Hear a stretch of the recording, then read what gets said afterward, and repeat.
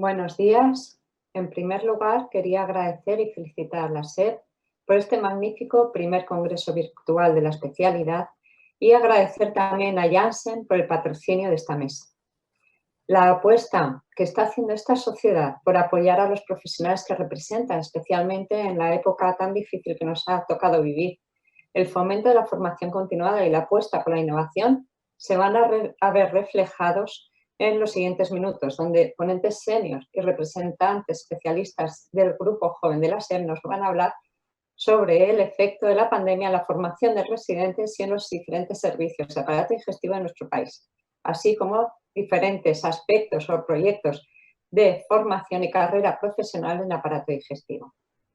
Para comenzar, la doctora Milady San Juan Acosta del Hospital Universitario Nuestra Señora de la Candelaria de Santa Cruz de Tenerife nos va a presentar los resultados de la encuesta realizada a los residentes de aparato digestivo de nuestro país. Cuando quieras, Milady. Muchas gracias, Mire. Bueno, buenos días a todos. Agradecer al Comité Científico por permitirme representar al Grupo Joven y traer los resultados de la encuesta residentes que fue realizada durante la pandemia con el objetivo de conocer cómo había afectado la pandemia a la vida profesional de nuestros residentes, en particular a su formación como especialistas.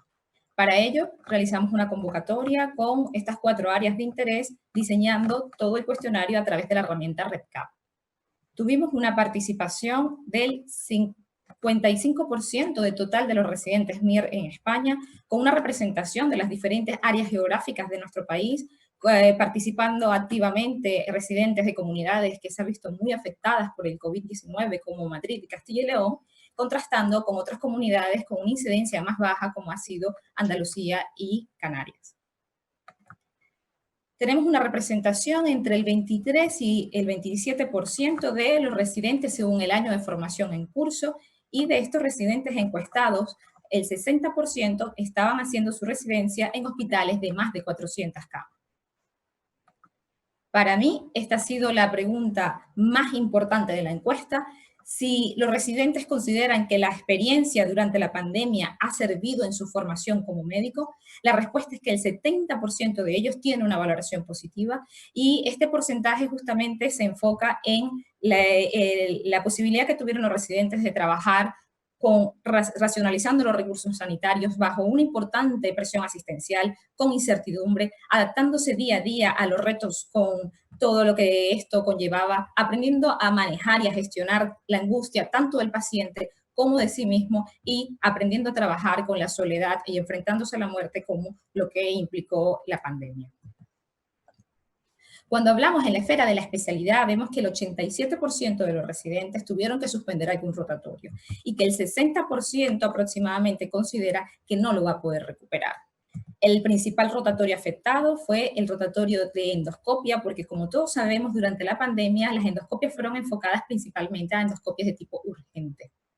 De igual manera, se ha visto afectado la posibilidad de hacer rotaciones externas, con las consecuencias que esto nos trae. Los que hemos tenido oportunidad de rotar fuera sabemos que es algo muy enriquecedor, porque nos permite abrir la mente sobre otras formas de trabajar, así como generar redes de networking. Y desde el punto de vista de investigación, tenemos que el 28% de nuestros residentes estaba haciendo un estudio de investigación durante la pandemia, y algo más de la mitad de ellos han tenido que suspenderla. Una parte positiva es que del grupo que estaba haciendo su tesis doctoral han podido mantenerla en curso en un porcentaje bastante alto. Y nuestros residentes, en 2/3 de los casos, consideran que la forma de trabajar a futuro va a cambiar. Y esta forma de trabajar va a cambiar porque la telemedicina cada vez tiene mucho más auge, porque tendremos probablemente un enfoque de simulación virtual y de modelos hands-on cada día con una utilidad mucho más frecuente, así como el uso de las diferentes tecnologías que nos permiten hacer reuniones virtuales, como estamos haciendo este congreso, así como dentro del mismo servicio, reuniones interdisciplinares o que nos permite mantener el distanciamiento social. Esto fue una pregunta enfocada a los R4, quienes consideran que van a verse afectados su posibilidad de trabajo futuro. Observamos aquí como un 86% tuvieron que posponer la posibilidad de contactar algún sitio donde pudieran comunicarles si era posible o no conseguir un puesto laboral, y en el 72% de los casos considera que puede verse alterada la posibilidad de un contrato estable. Tomando en cuenta que le genera angustia la formación de los residentes durante el estado de alarma, en el 75% de ellos consideraba que sería prudente prorrogar la residencia, que como sabemos en un boletín publicado en abril del Estado se determinó que la residencia acababa en esta semana, como hemos tenido todos en nuestros respectivos servicios. Pero en ese hilo es importante destacar que nuestros residentes consideran en el 95% de los casos que la residencia debería pasar de 4 años a 5 años de duración. Y esto se basa en que sabemos que cada vez la endoscopia se hace más resolutiva, más terapéutica, y las dianas terapéuticas, tanto en el área de hepatología y gastroenterología, están avanzando cada día más. Nuestros residentes en un 73% ha estado trabajando en el área COVID, y esta participación ha sido principalmente de los últimos 2 años de residencia. Esta valoración ha sido muy positiva por parte del servicio como del hospital donde han realizado esta actividad en la zona COVID, teniendo que de forma directa el 90% de ellos se ha podido, no ha presentado la infección, pero un 11% ha presentado la infección por COVID-19, requiriendo ingreso uno de ellos. Pero cuando hablamos de la esfera psicosocial de nuestros residentes, observamos que casi un 28% tuvo algún día miedo para ir a trabajar. Y si indagamos un poco más, casi el 48% de ellos ha presentado insomnio y alrededor de un 58% ha tenido angustia y ansiedad, bien sea por ellos, por sus familiares o por toda la situación en general. La mayor parte de nuestros residentes ha recibido la información a través de webinarios. Estamos en una era bastante virtual, seguida de redes sociales, y consideran en un casi 80% que los congresos no se van a hacer como se hacían antiguamente. De hecho, aquí tenemos una representación, un congreso pionero, completamente virtual, que en su tercera vía ha sido un completo éxito. Y en esa línea de utilizar la tecnología, el 69% de nuestros residentes considera que la formación online puede sustituir alguna de esas lagunas formativas. Y aquí tenemos realmente una oportunidad. Y ya para concluir, tengo que decir que la pandemia ha provocado un deterioro en la calidad de la formación de nuestros residentes, difícil de recuperar para los R3 y sobre todo para los R4. Y por lo tanto, los tutores debemos proponer algunos cambios en su itinerario docente que impidan un deterioro mayor de su formación, que claramente la telemedicina ha llegado para quedarse y que tenemos que explotar las tecnologías que tenemos para poder recuperar al menos alguna parte de esa docencia perdida, pero que lo que no podemos olvidar, y es indiscutible, que la adquisición de las competencias transversales que han tenido los residentes que han podido vivir y trabajar en la zona COVID tiene un valor incalculable para su formación. Y por ello termino con la primera pregunta. ¿Los residentes consideran que la experiencia ha sido positiva en su formación como médico?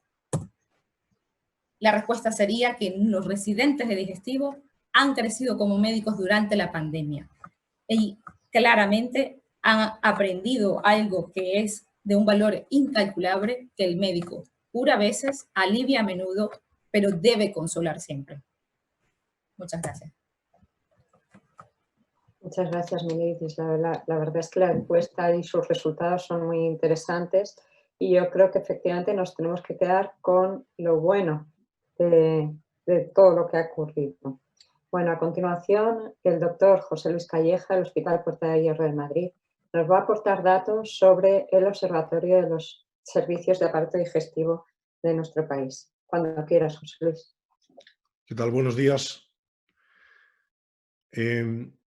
A continuación les voy a presentar la encuesta que hizo la Sociedad Española de Patología Digestiva de la AEH con dos objetivos fundamentales. El primero era medir el impacto de esta pandemia en la actividad de los servicios de digestivo de nuestro país, y en segundo lugar, valorar el impacto, en este caso de la pandemia, en los profesionales, en los profesionales tanto residentes como staff de los diferentes hospitales. Hay que tener en cuenta que esta encuesta fue realizada entre el 30 de marzo y el 3 de abril, es decir, justo en el pico de la pandemia, que como ven hubo 84 hospitales implicados en esta encuesta, hasta el 80% de los hospitales de Madrid. Como ven, tiene una representación geográfica nacional muy importante. Como digo, en esta encuesta el objetivo era, por un lado, valorar el impacto en la actividad, y la primera asunto que se valoró es, digamos, cuál había sido el impacto en las camas de hospitalización, tanto del hospital como digestivas. Como pueden ver, los hospitales incluidos en esta encuesta sumaban más de 50.000 camas sanitarias, lo cual es prácticamente el 50% de las camas hospitalarias del país, públicas. Como ven, fueron reasignadas más del 40% de estas camas en general, en algunos hospitales hasta el 90%, a la atención de pacientes COVID. De hecho, incluso las propias camas de los servicios de digestivo, como ven, más del 40% de estas camas fueron asignadas a la atención directamente de pacientes COVID. Hasta el 25% de los miembros de los staff de digestivo y hasta el casi 60% de los residentes fueron asignados a zonas COVID, lo cual quiere destacar el importante aporte que ha tenido en general la gastroenterología a la atención de pacientes COVID en esta pandemia. En esta encuesta se incluyó también un grupo de 10 hospitales grandes, en los cuales se valoró más específicamente la actividad, fundamentalmente a nivel de endoscopia. Como pueden ver en esta diapositiva, realmente durante la pandemia se hicieron exclusivamente aquellas endoscopias urgentes o inaplazables en la mayor parte de centros. Las reducciones en las diferentes exploraciones van entre el 80 y el 95%. Hubo una reducción brutal de este tipo de exploraciones, y esto también nos tiene que alertar sobre lo que comentábamos hace 2 días en este mismo congreso, sobre el impacto que puede tener después en la aparición de casos con retraso diagnóstico de patología importante. Una de las cosas, el segundo objetivo fue básicamente valorar el impacto de la pandemia en la infección en los profesionales. Como ven, de manera global, el 10,6% de todos los staff y residentes fueron detectados con PCR positivas, fueron infectados durante esta pandemia. Y como ven en la parte de arriba de la diapositiva, esto tuvo mucho que ver con la incidencia de la pandemia, siendo las comunidades con más profesionales infectados. Fíjense, en Madrid casi el 20% de los gastroenterólogos padecieron la infección. Como ven, las comunidades de Madrid, Castilla y León, Castilla-La Mancha y Cataluña, que es precisamente donde la pandemia ha golpeado más fuerte, es donde precisamente los profesionales se han contagiado en un número mayor. Curioso del asunto es que, teniendo en cuenta el periodo medio de incubación, que es aproximadamente 5 días, como ven, la mayor parte de los profesionales se infectaron en la semana antes de la declaración del estado de alarma. Lo cual quiere decir que fue en la fase en la que probablemente estábamos menos protegidos y menos avisados. A medida que fueron habiendo más equipos de protección y sobre todo hubo una mayor alerta por parte de los profesionales, como ven, el número de infecciones fue disminuyendo, incluso en los periodos donde más pacientes había ingresado, que eran estos últimos días de marzo en la mayor parte de los centros, por ejemplo, de Madrid. También se valoró los cambios en la actividad en hepatología. Realmente el trasplante hepático prácticamente se detuvo, solo se hizo algún caso aislado de urgencia cero, algún caso muy prioritario. También las donaciones cayeron de una manera radical. Hubo pacientes incluso con tratamiento de cáncer que se vieron sus terapias locorregionales o cirugías prácticamente detenidas o muy retrasadas. TIPS solo urgentes, y en las consultas la reducción fue más de un 90% y el 90% de las que se hicieron por telemedicina.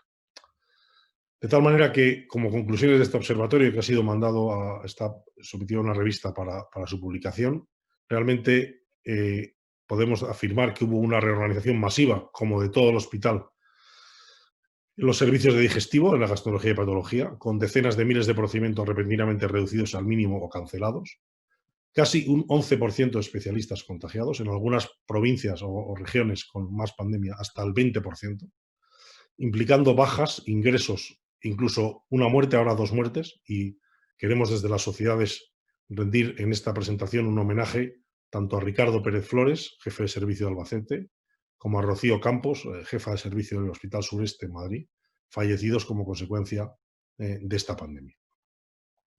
Principalmente en etapas precoces de la pandemia, cuando había menos conciencia y menos protección. Y esto yo creo que nos tiene que enseñar muy bien a cómo tenemos que actuar en el futuro para protegernos de esto. Y por último, como hemos dicho en otras presentaciones, tenemos que estar preparados para una próxima ola de morbilidad y mortalidad digestiva asociado a retrasos, a saturación, a pérdida de seguimiento, porque los pacientes siguen teniendo cierta renuencia a acudir al hospital. Y lo que es importante es que, igual que se tomaron medidas en su momento para que la pandemia COVID, los servicios que más atendieron a los pacientes con pandemia COVID, neumología y medicina interna, tuvieran recursos extra, hay que tomar medidas para afrontar que los servicios como el nuestro necesitan recursos extras para afrontar esta ola de retrasos en el diagnóstico y tratamiento de los pacientes. Muchas gracias. Muchas gracias, José Luis. También son resultados realmente interesantes que nos tienen que hacer pensar. A continuación, el doctor Javier Crespo, del Hospital Universitario Marqués de Valdecilla, Santander, presidente de esta sociedad, presentará un nuevo proyecto de formación continuada de la SEP. Cuando quieras, Javier. Muchas gracias. Bien, muy buenos días a todos. Continuamos con este segundo día, que yo creo que está resultando, tercer día, perdón, que está resultando fantástico. Y yo voy a referirme a un proyecto de educación que vamos a iniciar el día 1 de octubre, pero que me adelanto en el tiempo. Como todos vosotros sabéis, la especialidad de digestivo es probablemente una de las especialidades más disruptivas que existe en este momento, una especialidad que combina, como pocas otras, el conocimiento teórico, el cuerpo de doctrina, con las habilidades manuales, fundamentalmente en endoscopia, ecografía y otras nuevas funciones. Claro, está inmerso esta especialidad, como las demás, en este caso están inmersas en los cambios de la propia sociedad y en los cambios de la medicina que se está produciendo. Probablemente una foto de un servicio grande de nuestro país debe ser algo parecido a esto, ¿no? Partíamos de los cuadros grises, en las que teníamos el área diagnóstica que estaba restringida prácticamente a la endoscopia y posteriormente a la ecografía, y los pacientes que habíamos en consulta externa y hospitalizados, y los pacientes de hígado. Pero claro, conforme avanza nuestra especialidad, vemos que la necesidad de avanzar también en el conocimiento, y hay áreas, por ejemplo, de patología donde habrá unidades de trasplante hepático, unidades de hemodinámica, unidades de atención preferente a los pacientes con esteatocardititis reumatoidea y así sucesivamente. Es decir, claramente nuestra especialidad se hace cada vez más compleja. Y un aspecto que con el tiempo probablemente hemos ido abandonando es la atención a los pacientes oncológicos. Yo creo que esto es muy importante porque los pacientes oncológicos suponen una parte muy importante de nuestra actividad y, sin embargo, la de atención que dedicamos a los pacientes oncológicos, excepto quizás al hepatocarcinoma y, como luego veremos, algunos cánceres como el de páncreas, no es, desde mi punto de vista, todo lo adecuada que debiera ser. Este es un ejemplo de un paciente que probablemente necesite una atención multidisciplinar. Puede ser un paciente que tenga un cáncer de páncreas o puede ser un paciente que tenga un hepatocarcinoma. Cualquiera de las dos vale. Y a pesar de que nosotros debiéramos estar en el centro, yo creo que nos hemos salido, nuestra especialidad se ha salido del centro y se ha marginalizado un poco y debemos recuperarlo. Por ello, hemos ideado un plan, probablemente es el plan formativo más importante que se ha hecho en una década en nuestra especialidad, un plan que el objetivo fundamental es homogeneizar la enseñanza teórica de nuestra especialidad entre los especialistas de digestivo. En España se forman en este MIR, han salido 171 plazas de residentes, que se forman en más de 90 hospitales de España. Por lo tanto, existe una notable dispersión en el tipo y el grado de conocimiento. Queremos que este programa formativo se base fundamentalmente en el nuevo programa de la especialidad, si es que alguna vez nos lo llegan a aprobar, porque que llevamos esperando esta aprobación 3 o 4 años, pero algún día esperamos que lo aprueben, en el que, como ven, hay áreas que son las áreas habituales, trastornos funcionales, gastroenterología, inflamatoria, hepatología, endoscopias, pero hacemos 2 áreas también a las que hacemos un guiño especial, porque lo hemos abandonado hace tiempo, nutrición y oncología. Y por lo tanto, todas las competencias, más de 160 competencias, las vamos a dividir en 10 dominios para que nuestros especialistas adquieran competencias en todos estos dominios. El programa formativo se basa, por lo tanto, en el conocimiento de estas competencias, pero no solo de esas competencias. Tienen que aprender otras competencias transversales. Es obvio que tienen que aprender competencias de investigación, tienen que aprender competencias tecnológicas, tendremos que enseñarles a través de aprendizaje virtual, a través de simulación y, como nos enseñó el doctor Turnes el otro día, las redes sociales son un vehículo para la investigación y la cooperación docente. El plan se basa, por lo tanto, en que desde un comité de dirección que nombrará a 2 coordinadores senior por cada uno de los dominios y un coordinador junior, es decir, tenemos 10 dominios, por lo tanto vamos a tener 30 coordinadores. Esto quiere decir que vamos a implicar a la mayor parte de la gente española que tiene experiencia en sus diversos contactos para cada uno de los dominios. Haremos una foto como esta diapositiva relativamente compleja, en el que, como digo, la dirección encargará a expertos reconocidos nacional e internacionalmente la elaboración de las competencias, del desarrollo de las competencias de cada uno de los dominios. Pero además de eso, habrá un coordinador tecnológico, un coordinador de redes sociales y un coordinador de simulación para utilizar todas las herramientas docentes a nuestra disposición para que el proyecto tenga la máxima difusión y el máximo impacto entre nuestros residentes. El proyecto va a ser para los residentes, para todos los residentes, es un proyecto de la sociedad, es un proyecto gratuito, va a durar el tiempo de duración de la residencia, 4 años, y obviamente va a ser un proyecto, como todos los proyectos docentes que se precien, va a ser un proyecto que va a tener una evaluación propia. Pero ya desde aquí les digo a los residentes que todos están cordialmente invitados a participar de este proyecto. La metodología docente, esta es mi última diapositiva, va a ser una metodología docente, perdón, porque tiene un error en metodología, o 2, va a ser una metodología docente muy amplia. Vamos a utilizar el método expositivo convencional para las clases teóricas o para los seminarios, pero también vamos a utilizar un aprendizaje basado en la resolución de los problemas, casos clínicos simulados, pero quizás donde vamos a hacer una especial mención es, como hemos visto antes, nuestros residentes, los jóvenes, no solo los jóvenes médicos, sino los jóvenes profesionales, utilizan en gran medida las nuevas tecnologías. Vamos a hacer una especial dedicación al aprendizaje virtual, a la simulación tanto en pantalla como in situ, al desarrollo de apps, en este caso. Luego nos van a presentar una apps que va a estar ligada a este proyecto de formación, a los web portátiles o a las redes sociales. Y vamos a tener una reunión presencial anual para todos los residentes que estén en este programa, que coincidirá con el Congreso de la Sociedad Española de Patología Digestiva, y haremos varias reuniones anuales regionales. Obviamente se va a evaluar y luego estará, como veremos, luego estará ligada a la APP de los residentes que queremos desarrollar. Y este es el proyecto que veréis con todo detalle en las próximas 2-3 semanas. Os llegará a cada uno de vosotros, a cada uno de los residentes, os llegará también a todos los socios para que evaluéis el proyecto, para que sepáis exactamente la importancia que tiene. Yo creo que es un proyecto disruptivo, va a ser un proyecto formativo de primer nivel, va a involucrar probablemente a más de 200 profesores y esperemos que incluya al 100% de los residentes de la especialidad.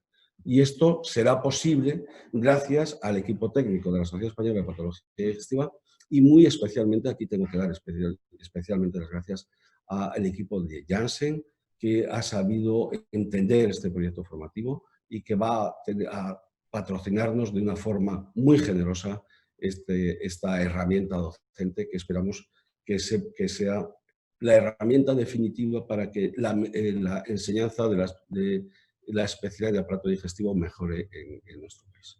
Muchas gracias. Muchas gracias, Javier. La verdad es que son proyectos todos interesantísimos. Y para hilar con este proyecto de formación que has presentado, a continuación la doctora Verónica Martín Domínguez del Hospital Universitario La Princesa de Madrid nos va a presentar la app del residente. Cuando quieras, Verónica. Muy buenos días. En primer lugar, quiero darle las gracias a la sociedad por la invitación y pues felicitarles por esta iniciativa de hacer el congreso de forma virtual. Yo les vengo a presentar, como decía el doctor Crespo, una app o aplicación móvil para los residentes que surge para cubrir la necesidad de tener una herramienta informática que sea útil para recopilar todas las actividades que el residente realice día a día durante su formación y que viene a complementar el programa formativo o el proyecto del programa formativo que está comentando el doctor Crespo. Como sabemos, la formación de nuestra especialidad a nivel de España está regulada por el BOE del año 2009 y a nivel europeo por el Blue Book, y ambos estatutos pautan los conocimientos, habilidades y actitudes que cada residente debe alcanzar en cada uno de los años que integran el programa formativo. Este programa formativo está dividido en 3 tipos de actividades: la actividad asistencial, que incluye principalmente las rotaciones a través de los diferentes servicios hospitalarios, las guardias; la actividad docente, que incluye todas las asistencias a los congresos, jornadas, cursos; y la actividad científica, que incluye todo el desarrollo a nivel investigador, que es muy importante para el residente, como puede ser la tesis doctoral, las publicaciones científicas, comunicaciones orales, etc. En cada una de estas actividades se deben cumplir con objetivos que se adquieren a través de la experiencia y la repetición de técnicas, y se van a adquirir una serie de conocimientos y actitudes, que es lo que se conoce como el proceso de aprendizaje. Estos objetivos pueden ser tanto cualitativos como cuantitativos, y son una orientación que sabemos que no todo el mundo aprende al mismo ritmo, pero es una especie de, son unos mínimos y una orientación que se han establecido para considerar que se ha aprendido determinada técnica. La evaluación del residente se realiza a través de 5 instrumentos, de los cuales el libro del residente es el registro individual de actividades que evidencian su proceso de aprendizaje, es obligatorio y lo realiza el residente; el portafolio, que recoge la evidencia de aprendizaje como casos clínicos, fotos, imágenes endoscópicas, y que es una especie de autoevaluación; las entrevistas con los tutores, las evaluaciones de rotaciones que lo realizan los coordinadores, y la evaluación anual y final. De todos estos, los 2 instrumentos que están en manos del residente, su autoevaluación, son el libro del residente y el portafolio, pero son precisamente estos los que menos se utilizan. ¿Y por qué no se utilizan? Pues, en primer lugar, porque no solo a nivel de nuestra especialidad, sino a nivel de muchas otras especialidades, no se conocen. En segundo lugar, porque el formato papel, que es lo que clásicamente se utilizaba, es poco práctico. Hoy en día no nos imaginamos que un residente tenga que imprimir 100 folios, llevarlos debajo del brazo durante toda la mañana e ir apuntando todo lo que haga. Es inviable, porque los objetivos son lo que nos dicen los R mayores y los tutores de lo que tenemos que hacer, y muchas veces se quedan objetivos sin cumplir por desconocimiento. Y en ocasiones el residente no sabe lo que tiene que aprender en cada rotación. En el año 2017, en la Sociedad Española de Patología Digestiva, en un curso que se hizo para tutores y residentes, hicimos una propuesta de un libro de residente en formato PDF rellenable, que se acerca bastante a lo que queremos. Sin embargo, todavía el residente tenía que llegar a su casa y rellenarlo, recordando todo lo que había realizado durante el día. ¿Y hacia dónde vamos? Pues esto no es el futuro, sino que es el presente. Las aplicaciones móviles es lo que se utiliza hoy en día, y queremos una que cumpla con las funciones del libro del residente y del portafolio. Que sea fácil, sencilla, intuitiva, que por supuesto no genere estrés, porque nadie quiere tener un policía detrás, que permita de una forma automática hacer la memoria anual, ya que hemos ido recopilando todas las actividades durante el año, que se adapte a cada residente y a sus intereses, y que se adapte a todos los hospitales de España, ya que sabemos que unos tienen unidades de trasplante, otros unidades sangrantes, etc. Y para que el residente tenga los objetivos claros, que cada residente sepa lo que tiene que saber. tendría 3 perfiles, el de residente, tutor y adjunto, y haciendo una pequeña simulación virtual de lo que sería un perfil de residente, en primer lugar tendríamos que introducir los datos personales, el hospital donde está haciendo la especialidad, el tutor, el año de inicio, las características de su servicio, las líneas de investigación que tiene, las consultas monográficas o el planning de sus rotaciones, un calendario donde se incluyan las principales actividades a lo largo del año, y poniendo un ejemplo, ya entrando en las actividades asistenciales, un R4 tendría que hacer estas 4 rotaciones. Si seleccionamos la de endoscopia, tendríamos la fecha de inicio y finalización de la rotación, el responsable y los objetivos a cumplir. Si le damos en añadir actividad, nos pediría que introdujéramos una endoscopia. Debemos seleccionar si es alta o baja, si la completó solo, si fue asistido o si fue observador, si fue diagnóstica o terapéutica, y el diagnóstico. Si le damos en más nuevamente, otra endoscopia, nos pregunta si fue alta o baja, si la completó solo, si fue asistido, etcétera, si fue diagnóstica, terapéutica y qué tipo de terapéutica se realizó. Y como vemos, en menos de 1 minuto hemos introducido 2 actividades de una forma muy sencilla, dando 4 clics. En otra rotación, por ejemplo en ecografía, de la misma manera vamos a introducir algunos datos importantes, si fue una ecografía diagnóstica o terapéutica, si la hizo solo o asistido, si fue diagnóstica y lo que fue. Y en las consultas externas, la consulta que está pasando, con qué adjunto, el número de pacientes vistos y el número de pacientes vistos solo. En cuanto a las guardias, es muy importante definir qué tipo de guardia está realizando el residente, si fue una guardia de urgencia, de medicina interna o de digestivo, trasplante, el número de pacientes que dio de alta o ingresos o observaciones. Y en las guardias de digestivo es importante especificar el número de llamadas al busca o de interconsultas de otros servicios, el número de endoscopias urgentes, los pacientes que ha visto. Ya entrando en la actividad docente, el residente puede ir introduciendo los números de sesiones a las cuales asiste o imparte, las asistencias a congresos o cursos, y en la actividad investigadora, de igual modo, las comunicaciones a congresos, en qué congreso, la fecha, las publicaciones, si está haciendo tesis doctoral, en cuál universidad, etcétera. Y como no queremos que la aplicación sea solo un almacén de datos, queremos que también tenga algo de interacción con el residente, tendría notificaciones de carácter anticipatorio, los objetivos a cumplir, que le haga un balance de la actividad cuando vaya a la mitad de las rotaciones y que tenga mensajes motivadores, como por ejemplo, cuando ha alcanzado un objetivo. La función del perfil tutor será para establecer una comunicación bidireccional con los residentes que facilitaría la evaluación continua y activa de las rotaciones y, por ejemplo, cuando un residente finaliza una rotación, a su tutor le llega una notificación de que tiene pendiente una evaluación. Facilitaría la evaluación por competencias de las cuales estaba hablando el doctor Crespo, facilitaría la realización o la evaluación de la memoria anual, y en cuanto al perfil de adjunto, pues tras finalizar la residencia tendríamos con esta herramienta la posibilidad de dar continuidad a esta recopilación de actividades para acreditar la formación médica continuada, facilitar el proceso de acreditación de la validación periódica de la colegiación y la recertificación, y finalmente también sería una herramienta de apoyo a la hora de realizar el currículum y para mantenerlo actualizado de una manera fácil. Muchas gracias. Bueno, muchas gracias a todos, especialmente a los ponentes que no solo os habéis ajustado al tiempo, sino que habéis ahorrado tiempo, lo cual nos va a permitir 2 preguntas muy breves. En primer lugar, la doctora Mileidis, ¿cómo van a recuperar sus residentes los rotatorios y sustituir unos por otros, suspender algún rotatorio? ¿Qué piensas, Mileidis?